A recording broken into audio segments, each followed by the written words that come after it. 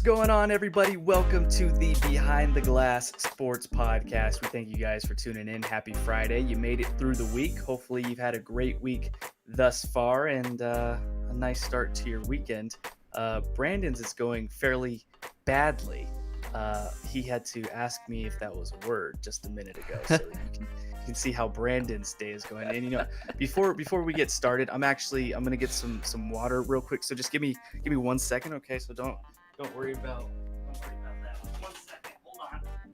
Oh, what is this? How did that get there? That Philip Lindsay jersey. I didn't even see that there. I must have just left that by accident. Wow, he must have had a big game last week, and I don't remember. Just ran for 100 yards, and it only took him one game, and took Melvin 4 games. Look at that. Anyways, back to the podcast. How's your day going, Brandon? How's he gonna do against the Chiefs? Oh, he's gonna do real well. Oh, okay. Real well. Yeah. So don't you disrespect. We're not starting with that disrespect today, okay? That's what we're not gonna do. I can't wait to see him run for 40 yards against the Chiefs.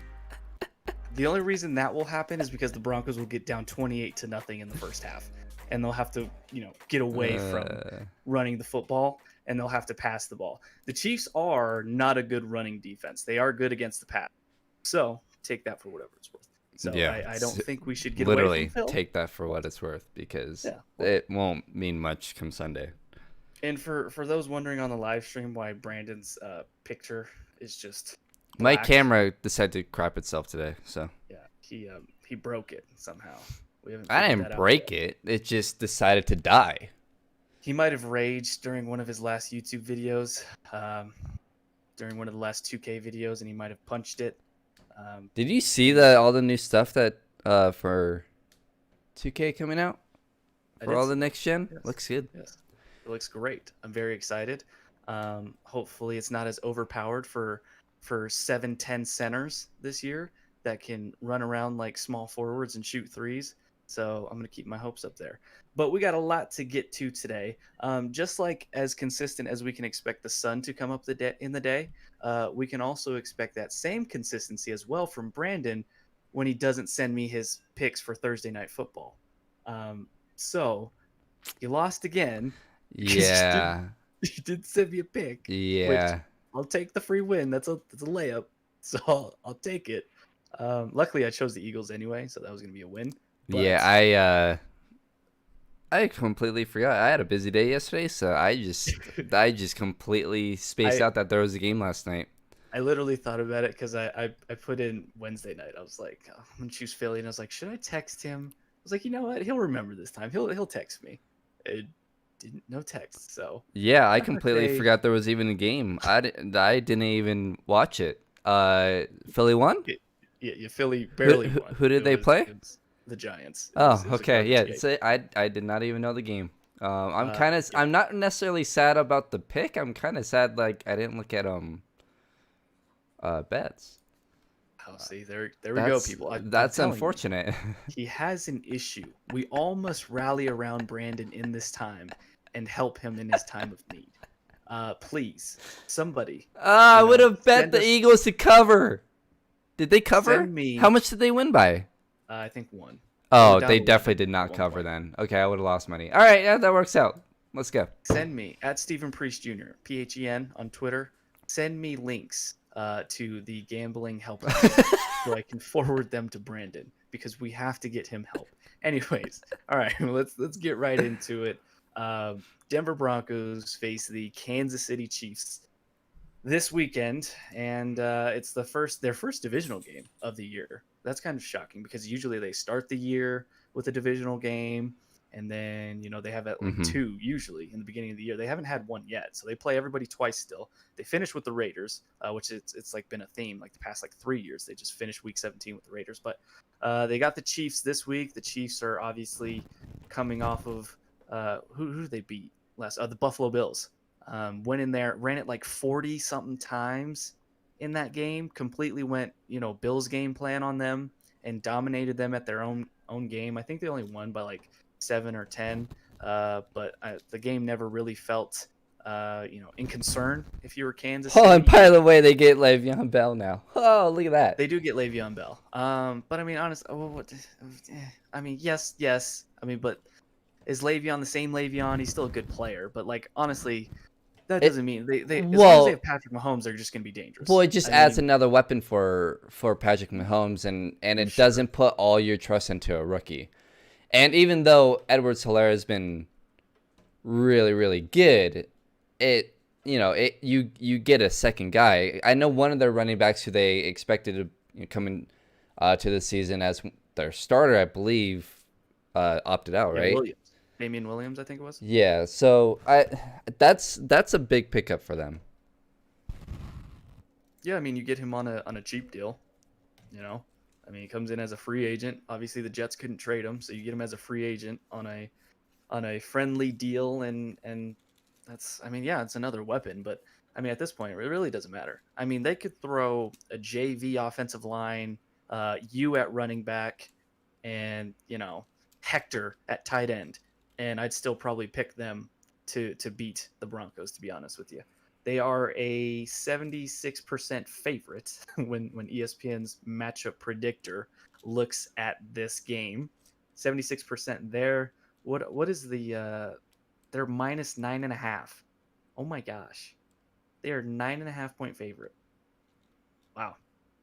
Well, there you go. Coming into this game, the Chiefs averaged 29 points per game. The Broncos somehow averaged 20, given that they've already played 3 quarterbacks this year. Points allowed per game. Chiefs give up 21. The Broncos 22. Broncos also give up less yards total, less yards passing, less yards rushing. So there's Yeah, that. I mean, I guess Or because excuse me, no, that's I got that wrong. That's the offense. So the Chiefs they gain more in every category than the Broncos. That's obvious. The Broncos give up more yards total and give up more passing yards, but they that do give top up less five, the rushing top yards. five defense that I've been hearing about all week. They are actually, what are they, top? They're No, they're sixth they're they're in top points. five in points. Yeah, but I Yes. mean, No, they're definitely bend don't break. They're definitely yeah, that. yeah, yeah. And listen, I don't think the defense has really been the issue. Now, there's been moments like there was last year where they could have come up big for Yeah, the team the and won a the game. Tennessee game you should have Yeah. won if the defense would have held And we had a them. few of those last year, right? Jacksonville, Chicago, Yeah. I Indianapolis. also wouldn't put that Tennessee game all on the defense, Yeah, they played well. They haven't because been blown out at all. right, the Broncos would have won that game if Vic Fangio knew how to use a timeout. Still working on that, I think. So and if he paid a little bit more attention to, or any attention to the offense, but I mean, obviously we heard him say he doesn't. So there's that. But yeah, other than that, yeah, you would have won that game if you had a competent head coach. But I mean, so that would put you at 3-2, and like I said, like everyone's saying, well, look at the teams that they've lost to, and yeah, they've lost to some pretty good teams. Pittsburgh, I believe you had a chance at one point. I don't really think there was a situation where, if you would have just done this, you would have won that game. Pittsburgh is a really good team. And then Tampa Bay, I mean, I don't think they really had a shot at all in that game. But, and I mean, if Drew Lock plays both those games, does it change the outcome? I don't think so, just because I think those are two really, really good teams. But maybe it's closer. So I think they're, how do I say? Because I don't want to say that they're better than their record says they are, because I don't believe isn't indicative of what they are as a team. I think but I they also are, don't think that they're a 3-2 football team either. They're when healthy, they're more talented than what their record suggests. They're more talented. Yes, they're more talented, but But they're not better. And you can have all the talent in the world, but if you don't Sure, I mean, have, your record still is what your record is at the end of the day. Like, you still win or you lose the games. yeah, and I mean, there's other factors that make this team just a mess. And part of it's the coaching staff. Part of it is, sure, injuries. If you want to keep on saying that drop passes are part of it, then that's another one. I mean, they do lead the league in drop passes. But it's just there's just something about this team where you look at it, yeah, you got talent, but everywhere I look, it's just a mess. It's like the ship is sinking, but they're doing a really good job of keeping it afloat. Like that to me is what's going on. Like they have some really good engineers that are keeping it barely afloat, but one little thing gets in your way. If you trip and fall, you're just it's gonna sink completely within 2 seconds. So that's kind of where they're at. Can they save it? Can they save the season? Yeah, sure, but I think it's leaning more towards it's gonna sink here pretty soon, especially when you look at their schedule. Right, and that's what I was going to get to. But here's the thing, too. I think we have to account for, and you mentioned it. People like to bring up when you look at their losses. Well, they lost to really good football things. Well, good football teams. Well, I have two things to say to that. Yes, they did, but also good football teams and like legit contending football teams, they beat other good football teams. Now, granted, there are circumstances that are preventing the Broncos to be at their full strength to be what could be a good football team. We get that. But they've also lost to, or excuse me, they also have won against two teams they could have easily lost to that are not, one isn't good at all. They're probably the worst team in the NFL. They were a face mask away from losing that game. And then the second team is the Patriots, who, while they look like a solid football team, they didn't practice for 2 weeks. And they had just gotten their quarterback back. And Oh, so but Drew Luck was on IR.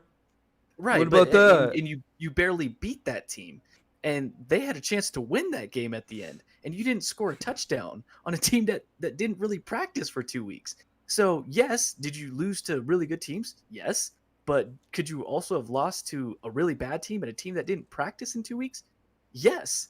So I don't think we can just for sure say, oh yeah, this team is way better than what their record suggests, because they could have easily lost the two games they won. The Broncos, majority of the time, they can, if not compete, possibly beat any team they play, but at the same time too, they can also lose to any team they play, and that includes all the really bad teams. So again, if we're going to do this whole context argument thing, we have to take every context into account here. We can't just look at the good stuff and forget the bad stuff, and vice versa. You can't just look at the bad stuff and not look at the good stuff and things that could lead to a better record and a better turnout, whatever the case is. But yeah, you mentioned it. I mean, listen, if the Broncos are a for real team, and take that with a grain of salt, because they can only do so much without guys like Cortland Sutton and Von Miller. I think that hinders what they could be. But if they're going to be a legit team, say the ceiling is wild card, right? If they're going to do that, now is the time that stretch to prove that you're that team, that starts now. So for all those people that are just pumping out the most optimistic side of this team and just focusing on that, well, okay, now's the time that they're going to prove that. Now you got Kansas City, then you got the Chargers, then you got Atlanta, then you got Vegas, then you got Miami, New Orleans. Okay, so in that, those are some, I would say, outside of Kansas City, you have 1, 2, 3, 4, 5 winnable football games after Kansas City. Then you have Kansas City again after New Orleans. Can they beat the Chargers? I think they could beat the Chargers. Can they beat Atlanta? I think they could beat Atlanta. Can they beat the Vegas Raiders? I think they can beat the Raiders. Can they beat Miami? I think they can beat Miami. And can they beat New Orleans? I think they can beat New Orleans. So What? now's the time. But at the same time, though, if they lose these games, like 3, 4 of those games, I don't want to hear anything about this team being, oh, then it's going to be, oh, they were just injured and da da da da. No. Well, At a certain point, your that's the record is what problem. it says. No, but that's the problem. Nothing's gonna change with those who are super optimistic with this team, unless they finish the season 2-14 and Drew Lock looks terrible. Nothing's going to change, and I don't think they're gonna go. I don't think they're gonna finish the season 2-14, and I don't think that Drew Lock is gonna look terrible. So And what I mean by terrible is terrible enough to where he gets benched. So that's, to me, that's the problem, is the expectations aren't what they used to be with this team. And so, if this team can get to 8-8, 9-7, people are happy. And that's where I get so frustrated, is like, why do you care so much about this team winning 7, 8, 9 wins or games? Why are you so content with Drew Lock getting 200 yards and a touchdown? Why are these things, Philip Lindsay barely getting 100 yards? Why are these things so important? Justin Simmons picked up a ball that was on the ground. Congrats. These aren't things that when I'm watching the game and people are, talking about certain things, that these were great plays or these were really good games. To me, those aren't really good to great games. I want to see Drew Lock throw for 300, 3 touchdowns. I want to see those big games from him. I want to see Philip Lindsay rip off a 40, 50-yard touchdown run. I want to see Justin Simmons take back a pick 6. I want these guys to make plays. I want them to have big games. I don't want these average games and barely pulling out a win. That, to me, is not a bright future. A bright future is, and you don't have to do it every game. I don't expect Drew Lock to go out there and throw for 300, 3 touchdowns every game. What I expect, though, is to have more than one of those in 8 games. So that's, and Philip Lindsay, look, I think he's a good running back. But, I mean, when's the last, can you name me a run where he had, took off for 40, 50 yards and had a touchdown? He hasn't broken one off it, and we looked at the numbers, and I was looking at the numbers because I was going back and forth with the guy on Twitter about it. Because I think Philip Lindsay should be the starting running back, and Melvin Gordon should be the change of pace guy. Mm-hmm. So with Melvin, you get a touchdown monster like that. That's no surprise. Like Melvin, he's great at the goal line. Yeah, he's great at the goal line. That's not new. But when you look at Melvin's career, so his 5 seasons prior to coming to Denver, and you look at Philip's 2 seasons, not counting this year, Philip averages the same amount of touchdowns that Melvin does per season, and he averages almost a yard more per carry than Melvin. So that's why I think he should be the starter. Well, I think Philip Lindsay is a more consistent running back. But as far as being able to, and I'm not comparing him to Melvin Gordon in this situation because I don't know about Melvin Gordon breaking off big runs. But to me, I look around the league at all these great running backs, the Derrick Henrys and Saquon and Elliott or whatever. I see them make big plays, and Philip Lindsay, he gets 5-6 yards every time, which is great. And I am not going to say that I don't want that. That is fantastic. But man, I can't remember a time where he broke off a big run. I really can't. Now I'm sure he has, but it's been a while. No, I'll give you that. I can't remember the last run that he's had, but we also have to remember he has missed a few games already this season. Right, but I'm not injured. I'm not talking about this year, but I mean, well, the first 10 games last year, I don't remember any. No, but I think from his rookie year, there was plenty of them where he made plays like that. And I think in the second year too, we saw there was times where he has broken off runs, but they've been called back as well. So it's twofold. That's true. I remember one that was pulled back. So yeah, I mean, I think it's twofold. I think he's absolutely capable of breaking off big runs. Has he done it in a while? No, but I think there's a lot to take into that. Is that him, not reading the right hole, or maybe a guy makes a great tackle, or is it he breaks one and Garrett Bowles is holding, or somebody blocks in the back, or are they down in the game and you're not running the ball as much? But I get what you're saying. Yes, I can't remember off the top of my head the last big run from Phil. Um, but at the same time, though, I mean, a lot of my memories of Phil, big run versus, that touchdown versus Seattle, the Green Bay game. I mean, he does Cincinnati. Like, he's broken off big runs. So I get what you're saying. But with Philip, like you said, you get more of a consistent substance every down. You're getting 3 to 5 yards every play. With Melvin, it's like sometimes it's like you get one, and you get two or three. It's like you would think you'd get more out of a guy he's probably what, 6 foot, 6'1", maybe like 215, 220. Like, you would think you would get that from him every play, and not the 5'8", 5'9" back that's getting that and averaging almost a yard more over his career per rush than a guy like Melvin. And Melvin's played with a better quarterback than Philip has. Philip has had a carousel of quarterbacks to play with and a bad offensive line. Melvin's been a part of at least good to decent teams in San Diego than Los Angeles. So, but no, I completely get what you're saying with Philip Lindsay, and I get what you're saying. You want guys to make plays because it feels like that these guys don't make enough plays. And I'll stand up for Locke. I think you would have seen him throw for 300 yards if some of those guys hold on to some of those balls. But at the same time, too, we have to go back as well. He also made bad decisions. And he also has games where he doesn't have those flashes. And we went through it on the last podcast of all those quarterbacks that had multiple flash games. And it seems like Drew Lock has one, and it's Houston. And that's the one we remember. And that's the one we point to. But other than that, it's like there was good games, and there was a really great game.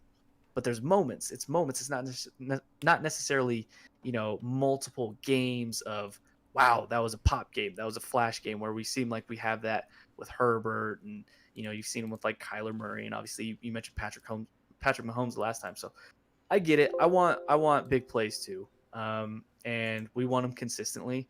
And it seems like every time this team gets the foot in the right direction, something bad happens. Whether it's injuries or a contract situation or bad coaching. It's just they can't get out of their own way sometimes. And hopefully we're getting to that point where they take the step in the right direction and go that way. But let's get to this game a little bit. Chiefs, Broncos.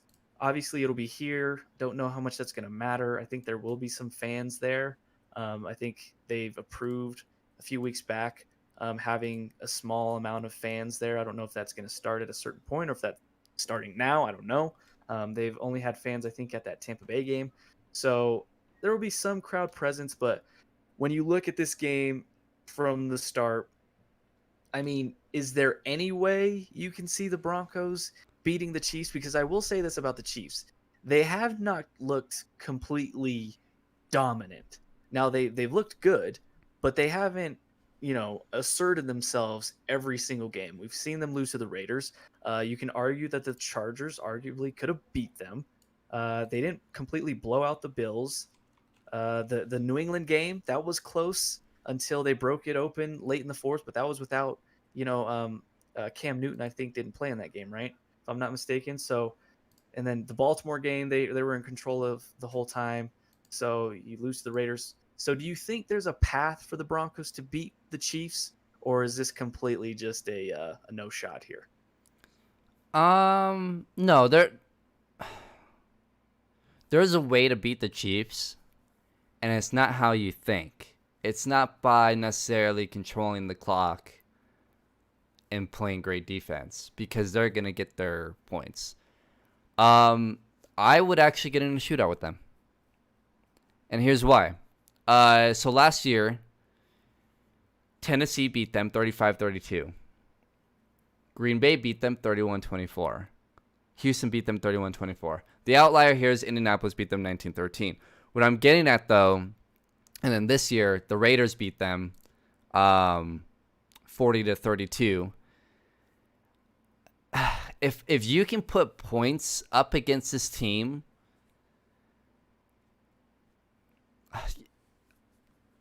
either way, it's gonna be a tough game. But I think if you can get in a shootout, I don't think they necessarily want to get in shootouts. I don't think that's how they necessarily want to win games.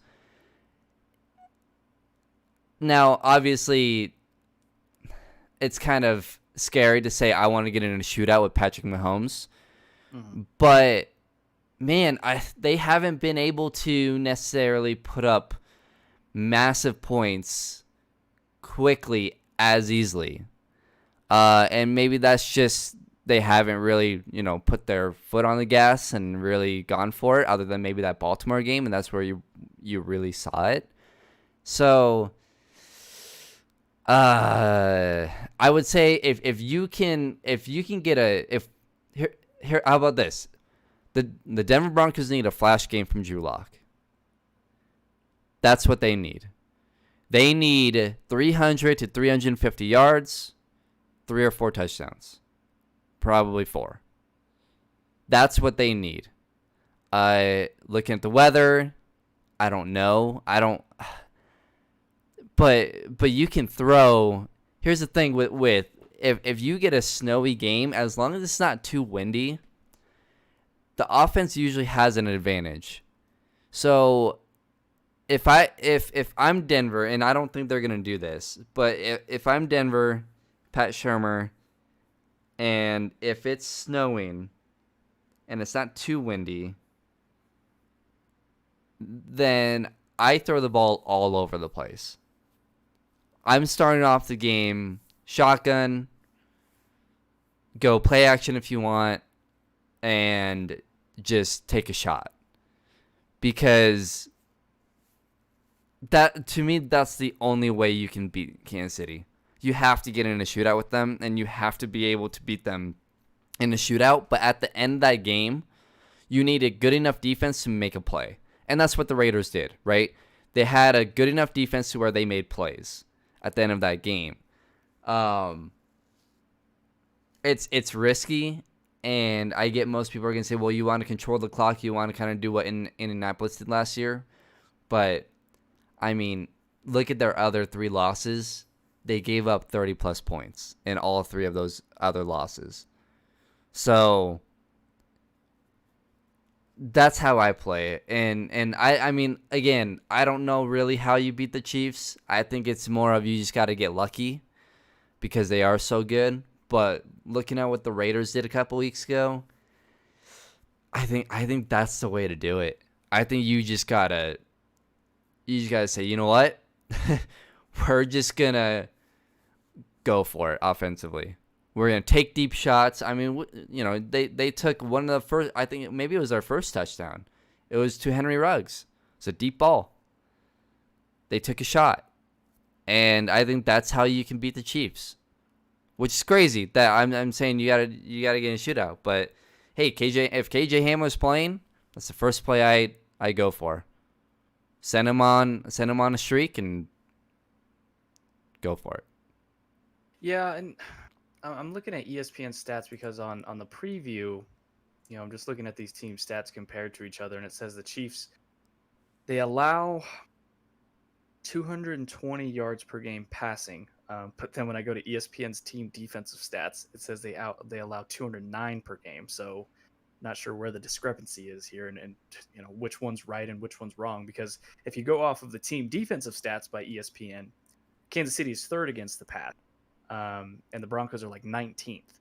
But when you look at the matchup preview and it gives their both teams team stats, 220 for KC, 259 for Denver, that's obviously not a huge margin of difference. Now, that might look huge in the rankings, but it's not that much. Well, I'll say this about their pass defense. And look, Kansas City doesn't have this great defense. They don't. And they haven't had it for a couple years. They're good enough to win a Super Bowl. But I don't think they have this crazy great defense. Derek Carr threw for 347 yards, 3 touchdowns, and a pick. You look at the other games that they played, Buffalo with Josh. See, there's questions about Josh Allen, and I think they exposed those. I told you. I'm not sold on Josh Allen. I think you were right, and it's funny because someone brought up the first 7 games when I was doing that earlier this week, and he brought up Josh Allen. And we brought it up too. And his first 7 games, he did not have a single flash game. So, I mean, that actually might be looking correct. I don't know. We'll have to continue to wait and see what happens with Josh Allen, but I mean, I think it's in this first 7-game thing, I kind of took a shot in the dark because it wasn't something I've ever looked at before, and it was just like, Joe Locke's played 7 games. Let's see how everyone else has done in their first 7 games, and I kind of started to see a pattern, at least with the recent quarterbacks, and Josh Allen was that one that didn't necessarily fit in it, but at the same time, there's a lot of questions about his accuracy and blah, blah, blah, blah. So, and it showed against Kansas City. So, I don't know. New England, they didn't have Cam. Baltimore, they gave up how many passing yards? Baltimore had a bad game, and I think that's also Lamar only had 97 yards passing. That's another game where I think they kind of exposed a quarterback for, not being the most accurate quarterback in the league. And then the Chargers, they gave up 300-plus yards to Herbert. He had, 311, 1 touchdown, and one pick, 22 of 33. And then against Houston, Houston's kind of a mess this season, but Watson at 250. So what I'm seeing is that these really accurate quarterbacks, these quarterbacks that are pocket guys that have been accurate this season, last season, whatever, that's Deshaun Watson, Herbert, and Derek Carr. And they all put up big numbers. Now, Josh Allen, I don't know. He's not. There's questions on him. Lamar Jackson, if you want to really throw the ball, I don't know if that's the guy that you really want. So I don't know. I think if Drew Lock is really as good as the Broncos think he is and as good as a lot of fans think he is, I think he should have a good game, snow or not. Yeah, this has to be a statement game. This is a big game for Drew Lock. You know what? I'm gonna say it. I think Drew Lock has a flash game this weekend. I think he has to for them to win. And I'll agree with you. I think there is a chance that Denver wins. However, it's always, I don't like when you're previewing a game and there's always one team that you feel like you're going to expect. And then on the other side, it's, well, if this happens and if that guy does this and if that happens to this guy and if the Broncos are the if team in this scenario. Okay. They have all the ifs. If Drew Lock plays great, if the defense can slow down the Chiefs offense, if Philip Lindsay, if this, if that, then yeah, there's a chance they could win. Now, any given Sunday, right? I mean, we know, more football more so than any sport probably. You can get beat any given Sunday. That's why that's coined the term. So there is a chance for the Broncos. And look, division games are always close. Exactly. They're always close. And when I'm looking at this, and you mentioned about the Chiefs defense, and I'm looking at their yards, you can move the ball on this Chiefs defense. I mean, we saw the Raiders put up 40, and the Raiders look like a team that's kind of mediocre hit and miss, right? So, and that's kind but they have a good offense. They have a good offense. Right. But I can argue that the Broncos, when they're clicking and when they have their health right, they have weapons. I mean, look what we saw from Albert O last week. Noah Fant's coming back. You get Melvin Gordon back to add to Philip Lindsay. You have Jerry Jeudy and Tim Patrick. I mean, the guy is balling out right now. And then you get KJ Hamler. Right, if you get KJ Hamler back. That's what I'm saying. I think this is if Drew Lock is the guy for this team, I think this is the game. I think this is a game. This is a flash game. Now, if he doesn't have a big game and he struggles, I think we're gonna have to look at context. One, how windy was it? I think that's the big one. It doesn't matter if there's snow. I don't want to hear it if it's not windy, but it's snowy, and fans are defending him because there was snow. I think, look, that's not an excuse. Because if it's like last year's game where it was like a blizzard during the game, then we can just throw this. Right. That's why when we were going over his first 7 games, I threw that one out, Yeah, right? but if it's But like if if it's it's snowing, but it's it's or if it snowed and it's just cold right, out, right, I don't want to hear anything about that. Okay. exactly. And look, Drew Lock has all this arm strength. If it is windy, a strong arm like a Patrick That's Mahomes, true. he can play Yeah. well. He can play well in windy environments. So we've seen him do that. Drew Lock has a strong arm. He should be able to do that. The only thing I'm concerned about is that Pat Shermer, Vic Fangio, they'll see snow, and they will handcuff Drew Lock. That's the only concern that I have, and they're gonna play it. Well, if we can control the clock and play great defense, we can beat Kansas City. I don't think that's how you beat Kansas City. I really don't. I don't think, because they can play that way. We've seen them play that way, and they can win in those ways, because if you give Patrick Mahomes a shot at the end, he's going to beat you no matter how great your defense is. So if you can get in a shootout and you can get the ball last, that's how you do it. That's how the Raiders did it. That's how all the other teams did it last year, except for one, and that was the Colts.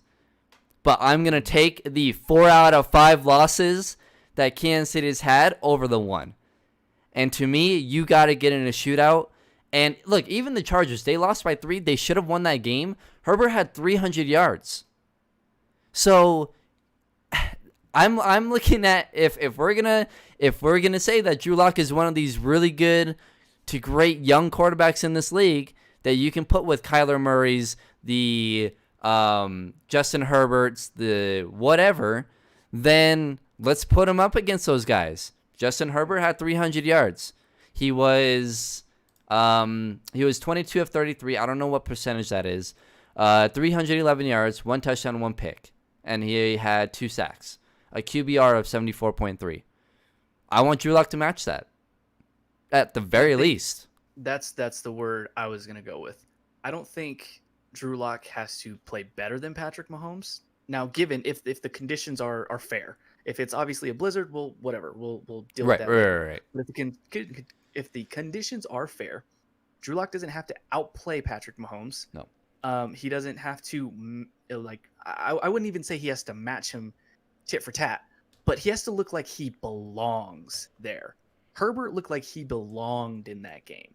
Now, obviously, Mahomes won, and he probably had a better stat line, but he looked like he belonged. If Drew just looks like he belongs, and even if he does match it, then okay, then you know what? That's really going to take me a step back and say, okay, you know what? Maybe this guy is the real deal. But if he goes out, and obviously context is key, if guys are still dropping balls and, it looks like it did kind of like last week, then okay, we'll deal with that too as well. But just look like you belong, because there's a chance that you can win this game. It's a slim chance, like Vance Joseph once said, slim to none, but it's a slim chance. It exists. You never know what can happen. We mentioned it. You can move the ball in this defense. They give up 220 yards passing a game. I think Drew probably is somewhere around 200. Well, given his injuries, he probably isn't. But for his career, he's like 280 something, I think, per game. And then rushing yards, they give up 145 rushing yards a game. Well, the Broncos as a team average 101. So I would assume you should be somewhere in that 101 to maybe 120 range, if not more. So they can beat this team. Where my concern lies is with both coordinators, and I'll say coordinator with Vic because he calls the defense. One, you mentioned Pat Shermer. He's very inconsistent. He is up and down. There's drives where it's like, wow, those were some great play calls, Pat. And then you have drives where he's, in the Patriots game, he's dialing up verticals when you should be in the, 2-minute offense. And it's like, what are you thinking? Or in the Jets game when they're throwing the ball instead of just running the clock out. So I'm a little bit concerned there. Then you go to Vic's side of things. Okay, how is he going to play this? Because typically Vic's defense it's a zone defense. We're going to keep everything in front of us. You can get yards, but once you get to the red zone, it's going to be really hard to score. And that the numbers prove that out with Vic's defense over the years and since he's been here in Denver. Teams don't really score a lot of touchdowns on the Broncos. It's a lot of field goals. They're very bend but don't break. But we saw last week he dialed up more blitzes than he's ever done here. And that was kind of shocking. The last 2 weeks. The last 2 weeks. They have 8.5 sacks. And they have quite a bit of turnovers. That's something Right. that we haven't seen from this defense at all. So, Exactly. and So the how do big you thing want to is play it against turnovers. Pat? That's the thing. That's what I'm concerned about. Because if you listen, Patrick Mahomes is good enough to where if you do either or, he's gonna find a way to beat you. If you stay back and play in zone, he has good enough talent around him that they'll pick him. They'll find the open spots and he'll pick you apart. And if you're not able to get there with 4, you're really screwed. Mm-hmm. But at the same time, too, if you're very aggressive against him, I'm pretty sure he's one of the best passers against the blitz in the NFL. So it's like pick your poison. How do you want to lose? Um, or almost lose or attempt to lose. So I'm concerned with how Vic's gonna go. I mean, if it's me, oh man, I guess I just got to get after the guy because I just don't want to give him time to just pick me apart. Because then you have no shot. So obviously you don't want to blitz every play, but I would say let's be more aggressive than not. Let's take the punch in the fight to them. And if we get knocked out, at least we fought and we went down Right. swinging, right? Instead of, all right, let's, like you said, let's play ball control. Let's run because then at that point you're playing not to If they lose. play ball control, they'll lose like New England lost. They lost 26-10. Maybe it'll be close in the first half, but they'll get blown out in the second half. That's exactly what's going to happen if they try and play ball control. And hopefully that's not the case. But, I mean, it'll be interesting to see how it plays out. Obviously, the weather is going to determine a lot of things. But you know what? We saw last year in that Blizzard game, Patrick Mahomes still looked like Patrick Mahomes. Like, that didn't phase him. Yeah. Now, we give Drew Lock a pass because he was a rookie, and that was, his, like, second or third start. So, we'll slide that under the but rug. he doesn't get a pass here for weather. No. Not again. Not again. I mean, unless it's like a blizzard. Right, but here's the thing. If Patrick Mahomes goes out there and throws for 300 yards too, right. and Drew Lock does not, then it was not just about weather. So he has to he doesn't have to match exactly what Mahomes does.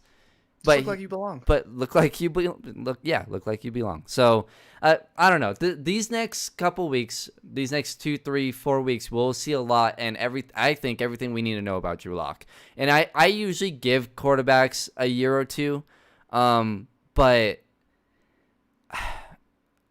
we need to start seeing development from Drew Lock, because this is no longer, he's just in his 5th start, his 6th start, 7th start. It's now, okay, you're about to play half a season. You need to start some development.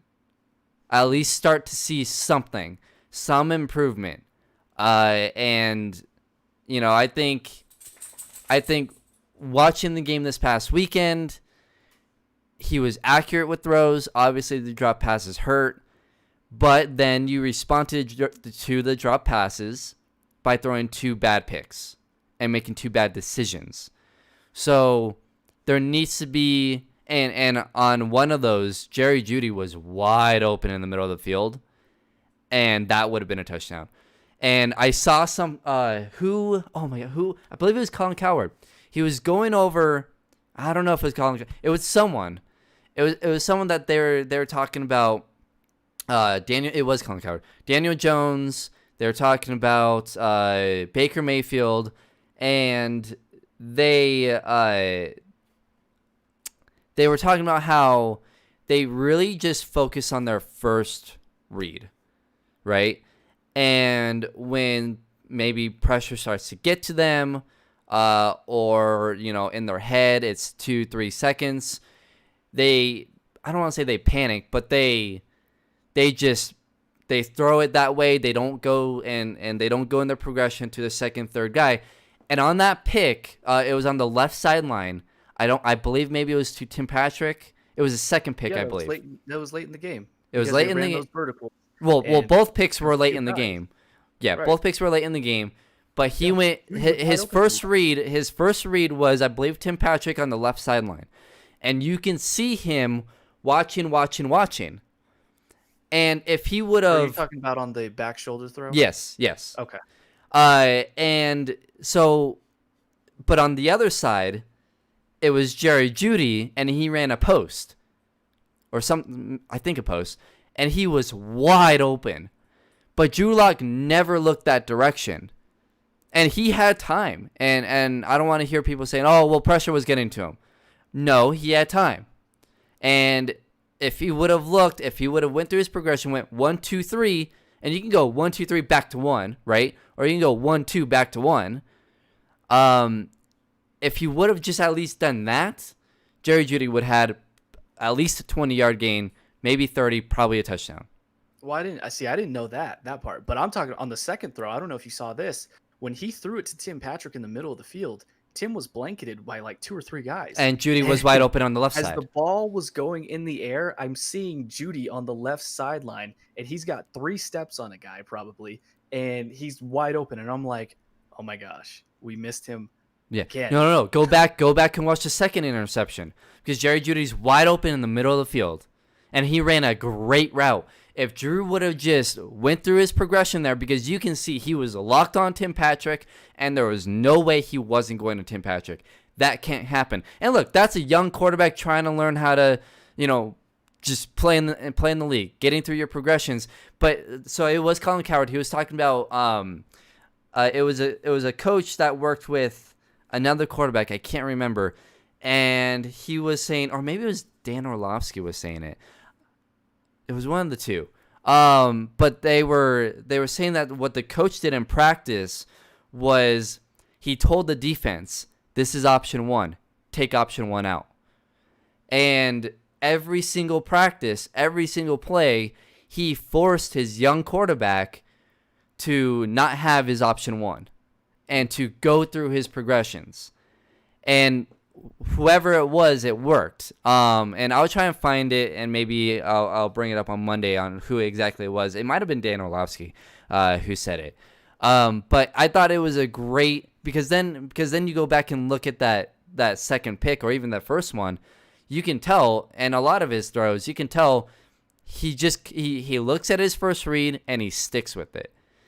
Yeah. And again, young quarterback. But yeah, I mean, he's only got 7 or 8 games under his belt. Right, So, right. But those are things that throughout the season that needs to be fixed. That can't be something where that's not something that gets developed to year 2, 3, 4. That's usually the first thing that needs to get developed, is getting through your progressions. That's the first thing that most coaches and just whoever, they talk about. What's the first thing that young quarterbacks, that rookie quarterbacks need to learn? And that's the number one thing, because in college, it's usually first read, boom, your play is about one guy, right? And it's a lot easier. In the NFL, you need to be able to go through your progressions, and that's one of the first things that gets developed. Well, so we need to start seeing that from Drew Lock. And if that's not being developed, then that's on the coaching staff, and that's a bigger issue. And that's why I always say I'm so concerned that the Broncos are going to ruin Drew Lock. And if they were to go ahead and get, say, a Trevor Lawrence, I wouldn't trust them with Trevor Lawrence, because I feel like they would ruin him. So I really hope that they're working with Drew Lock to get through these progressions, because if he would have gotten through his progressions, those two picks that would have happened, or that happened, wouldn't have happened. Forget about the drop passes. I don't want to hear if they caught the ball, the 2 picks wouldn't have happened. I don't want to hear that. If Drew Lock would have gone through his progressions, those 2 picks wouldn't have happened. And not only that, it probably would have been 2 touchdowns. Yeah. I mean, take the good with the bad. Drops happen, but the bad decisions happened as well. And, I don't know if this is the same thing you were talking about, but I heard Dan Orlovsky talking on First Take earlier in the week about Baker Mayfield and this issue, that when Baker's first read is taken away, then his feet get screwed up, his eyes get all wonky. Then it was Dan Orlovsky, but he wasn't on First Take. He was telling a story about another quarterback that they had brought in, and he was the backup at that time. So who was he a backup to? I mean, he was a backup to a lot of guys. Maybe it was Andrew Luck. I don't know who it was. There was a video on that I saw earlier this week, and he was talking about how they took away his first read in practice every single play, and they made him go through those progressions. And that's smart. And I like that. It starts in practice. Yep. It starts in practice, and it translated to the game. But you need to now. If it doesn't translate to the game, then there's another issue, right? Mm-hmm. So, are they working? And that's a big question. I mean, we won't know. We don't know if they're working with Drew on getting through progressions. I would assume that they are. But again, it's Broncos and it's his coaching staff. I assuming that they are is probably a bad idea. So I would think they are, but it's also too it's on the player to be able to, I mean, take it like you said from the practice field Right. to the game. So it's on Right. him to, I don't know, get through that process however he needs to do it. I will say this though, we mentioned Jerry Judy. We got to find easier ways to get Judy the ball. Yeah. I mean, this guy has to be involved. I mean, he is so good at getting open. Like they show replays of his route running and he just shakes guys Hmm. every time. Now, I do think and Stoke brought this up yesterday on the show that I work on that he's not they don't trust him fully yet for whatever reason. He doesn't know everything he has to do yet, and that's to be expected, right? That sounds about right. Yeah. There Yeah. was no off season. Guys are still trying to learn the playbook. He's not in all the time, and you see, and we've seen a few times in games where the quarterbacks are looking at Judy and they're like, come on, like motion, like you're supposed to go over here, and he's like, oh, all right, and he moves. Hmm. Oh, look, you're on the camera, I can see you now. Yeah. It's good. But yeah, so it's just at a certain point, I think Judy has to kind of work through that. But we also can. You're telling me we can't find easy ways to get Jerry Judy the ball? Whether it's a little a handoff or a screen or just a slant. This guy, when he gets the ball in his hands, he is electric. Well, I'll say that about KJ Hamler too. Exactly. Find easy ways to get KJ Hamler the ball. Get your weapons the ball. I mean, yes, I like getting Tim Patrick involved.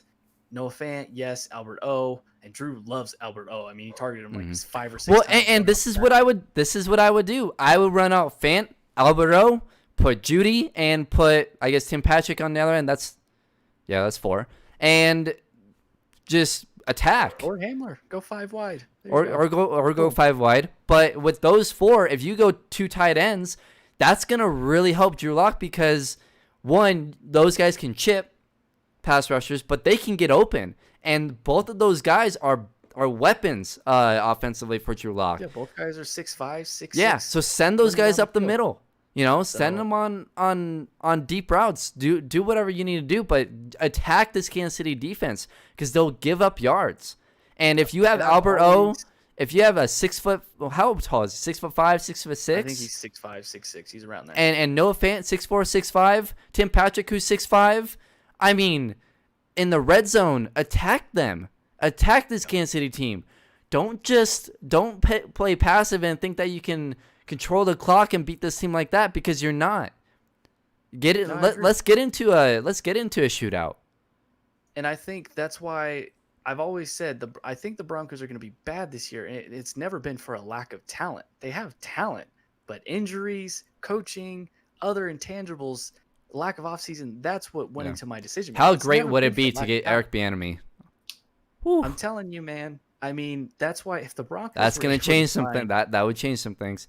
if you could find a dynamic offensive coordinator who knows how to, there's weapons on this team. This team is loaded. They just need an offensive coordinator who knows how to use them. So that's the thing. But real quickly, let's pick this game, and we'll pick the rest of the games as we wrap up here. Chiefs Broncos. Who are you going with?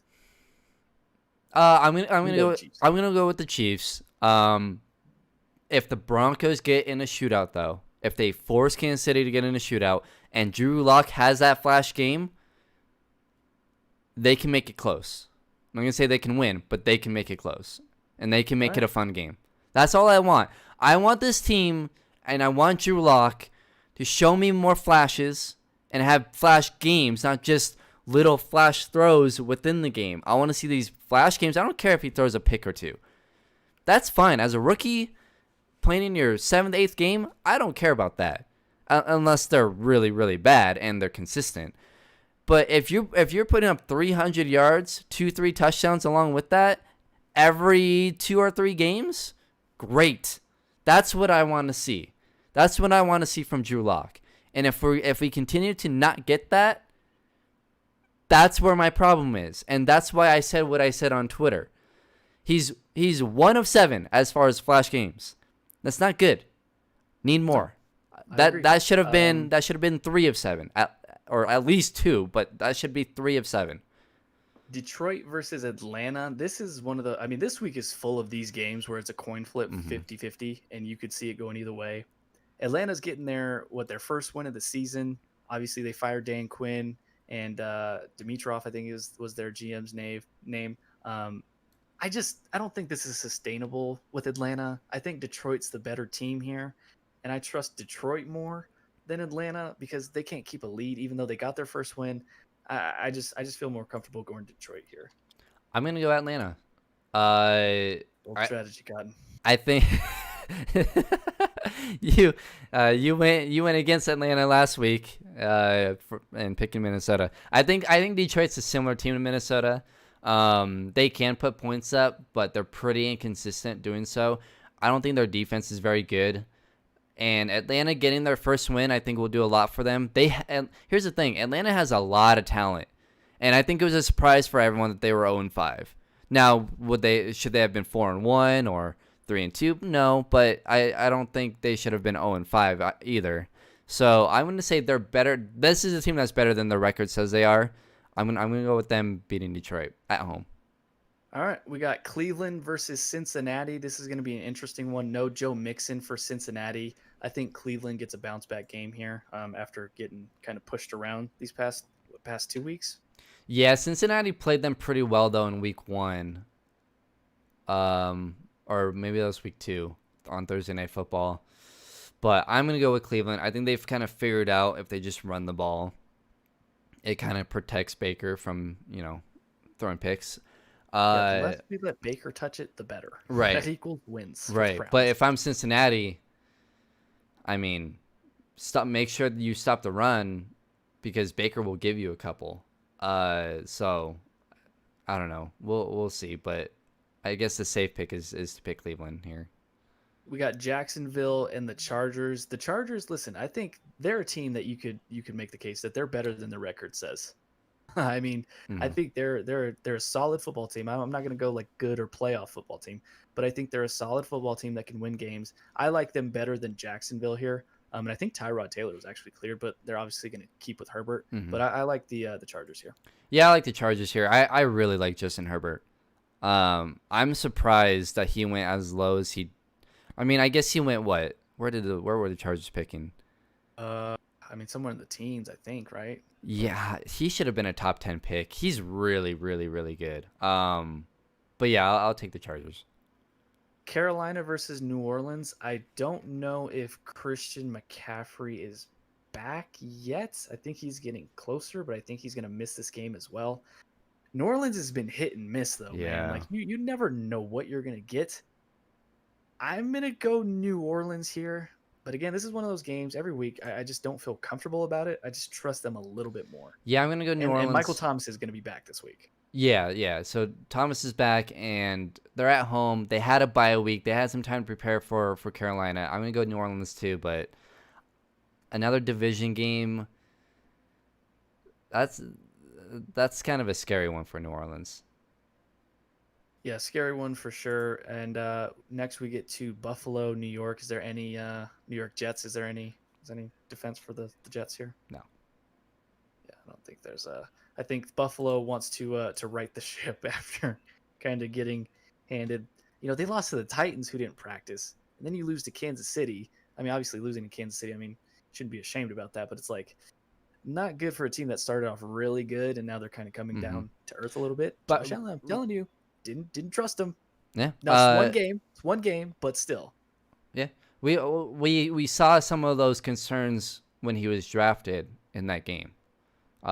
So that's a big concern that like, you're still seeing those things. We see it with Josh Allen, Mitch Trubisky, Lamar Jackson, your Cam Newtons. These guys that are super athletic for whatever reason, and they have the arm strength, but when it comes to accuracy and touch, those are things that you really just can't learn in the NFL, I feel like. Maybe you can improve a little bit, but when it gets like crunch time, you revert back to habit and your technique gets a little bit sloppy.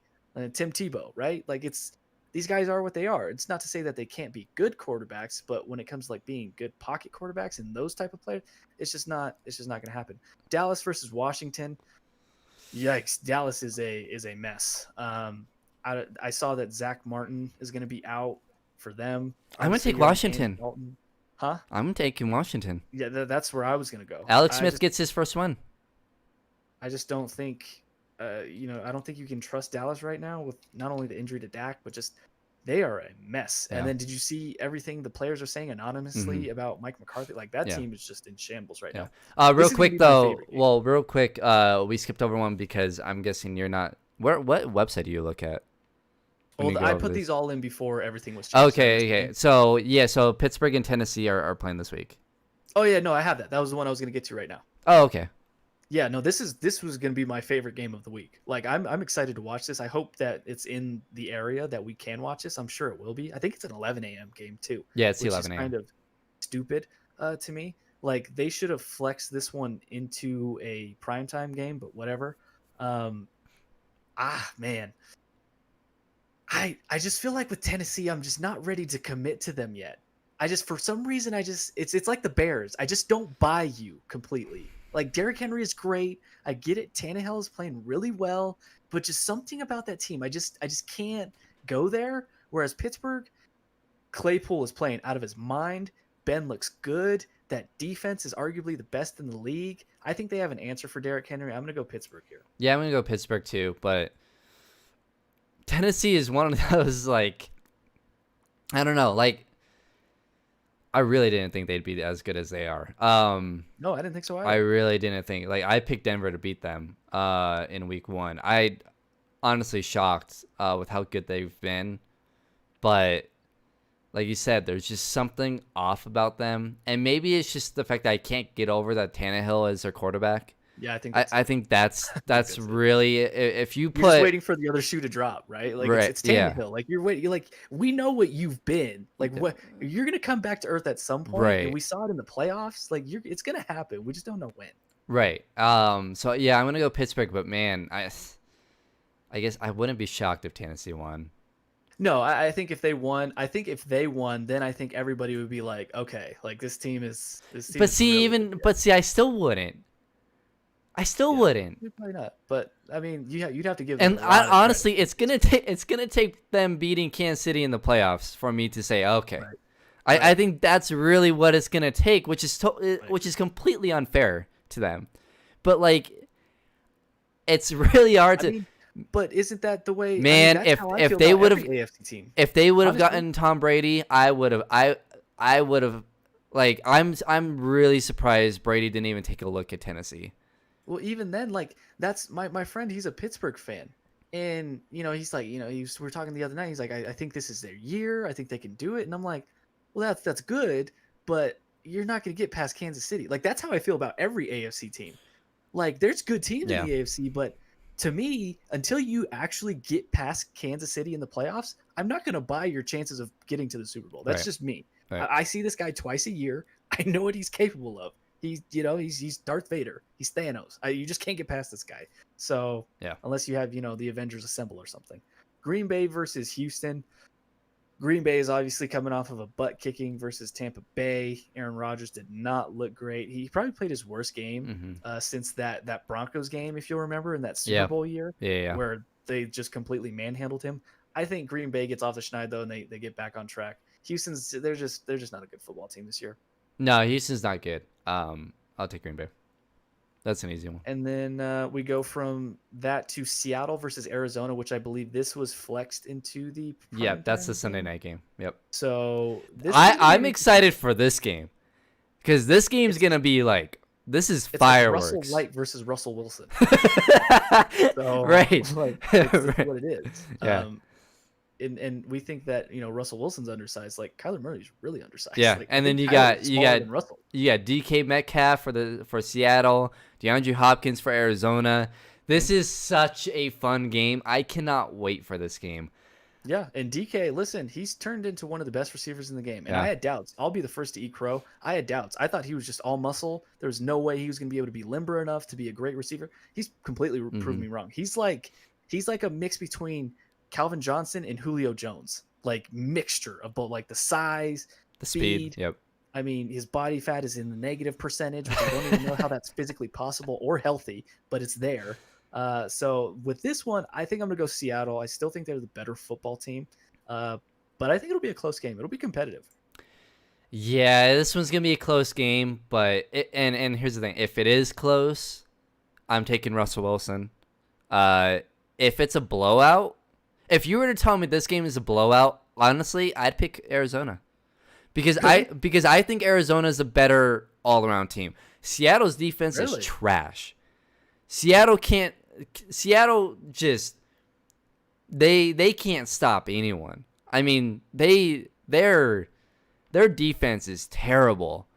Uh, but they have. That's why I would pick Russell Wilson for MVP because they should not be. What are they? 5-0. They should not be 5-0. They absolutely should not be 5-0. But it's because of Russell Wilson that they are.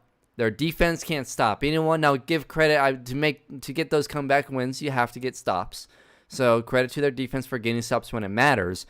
But yeah, if you were to tell me that this game were to be a blowout, I'd pick Arizona because I think in order for it to be a blowout, a team early on has to get off to a hot start. And to me, that wouldn't be Seattle because I like Arizona's defense. It would be Arizona because Seattle's defense usually in the first half is trash. So that's why if you were to tell me it's blowout, I'd pick Arizona. But I think this game is close. And if it is close, if it's a one-score game, I'm taking Russell Wilson. We'll see if VJ's defense can have an answer for. Hey, look, their defense has been pretty good. They're playing fine. They're playing good. They're competitive. Yep. So San Francisco. They're a year away though. They're a year away. I'm telling you, next year. It looks like they have the guy in place. Oh so yeah. Oh yeah. They're going to be a competitive team. That's going to be a fun division to keep an eye on. As we go forward. San Francisco versus New England. This is a good game. I actually like this game. I think this is a weird game. I think this will be a good game. I think New England's in a position though they have to win. They have to win. Garoppolo has looked kind of up but down. Garoppolo's playing New England. Maybe He's motivated. This is a tough game. New England wants to. They need to right the ship. It kind of feels like this is a must-win game for New England. Yeah. To remain in the playoff hunt, which sounds kind of crazy. But we are in week 7 already, so we're halfway through almost. And Buffalo's looking good. Even Miami's looking good. It's in New England. Obviously, that doesn't matter. I'm gonna go New England. I think they need this game. I think they need this game more than San Francisco, and I still think San Francisco's injuries really hurt them. Mm-hmm. If San Francisco was healthy, I think I'd pick them, but I'm gonna go New England here. I want to pick San Fran so bad.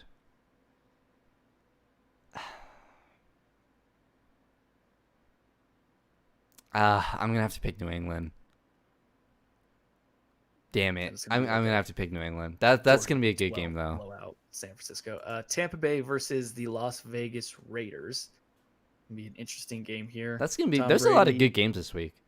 Yeah, Tom Brady's starting to catch his rhythm a little bit. Mm-hmm. Gronk started to. He probably had his best game last week as a Buck. Been waiting for that. But the Raiders are probably going to be without 4 of their starting offensive linemen. I don't know if you saw that yesterday.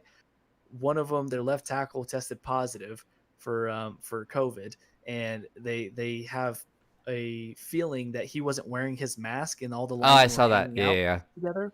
So that alone, I mean, I would pick Tampa in this game, even with the Raiders healthy starting linemen, but now without them and that front, no. They're gonna get crushed. Yeah, Shaq Barrett might have a 5-sack game. Yeah, I'll go Tampa Bay. And then finally to close things out, we have or that's Monday night. You want to wait till Monday night to pick the Bears Rams? You sent me that pick. Well, we should have a show Monday morning. So yeah. Okay. Did we picked every LA game? Rams right now. Yep. Okay. Yep. It's all of them. The teams on the bye this week are Colts, Dolphins, the Vikings, who I will never pick ever again unless they're playing the Jets, and the Ravens. Even then, they probably lose to the Jets. Listen, Kirk.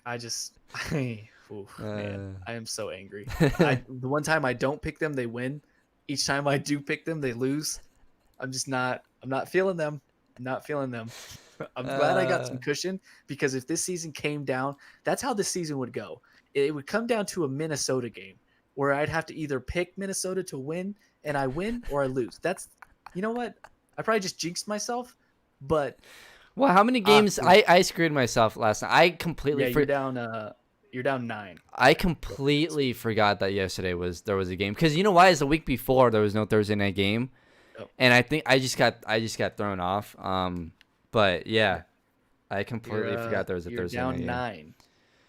50-40. I'm 59 Yeah, and well, I mean, how 42. many games do we have different? We have quite a bit, right? Or maybe only 2. I think maybe Atlanta, 2. Detroit, Is that the only one? and that's it.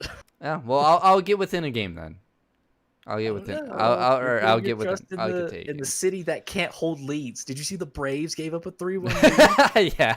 Like that poor city. Atlanta, you deserve so much better. Uh, Everybody that listens, if there's anybody that listens in Georgia, we are so sorry for I'm you. not. Well, okay. I have compassion for you. Like that is awful. You can't win the Super Bowl. You're a game away from winning to go to the World Series, and you give up a 3-1 lead to the Dodgers of all people. So, woof. All right, that's gonna do it for us today. We Could thank be you worse. guys for It could be the tuning in. Clippers.